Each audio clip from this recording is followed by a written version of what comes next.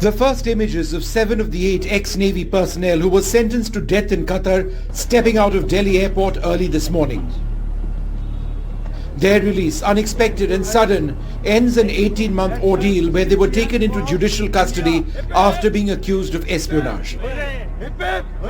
वापस इंडिया पहुंच गए हम सेफ एंड साउंड और definitely honourable prime minister Shri Modi को धन्यवाद करना चाहेंगे. Without the intervention of Prime Minister Modi, it wouldn't have been. आज हम आपके सामने खड़े नहीं हो रहे होते. Very thankful to the government and Prime Minister Modi कि हम लोग बाहर आ सके और वापस अपने कंट्री में आ सके. We have waited almost 18 months to be back in India. Put in solitary confinement, the families of the men were stunned when, despite their appeals for release, they were sentenced to death.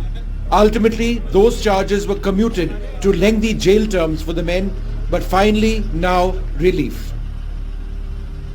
We are grateful for their return. We deeply appreciate the decision of the Qatarese government and the Amir to release them. Honorable Prime Minister has himself personally, constantly supervised all the developments in this case.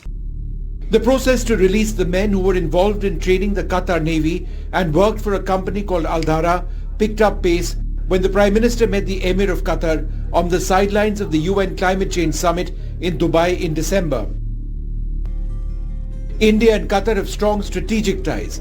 The Prime Minister is scheduled to again meet the Emir on the 14th of this month in Qatar, and just last week, India's Petronet agreed to import 7.5 million tons of LNG annually from Qatar for 2 decades, the largest ever extension of a deal of its kind.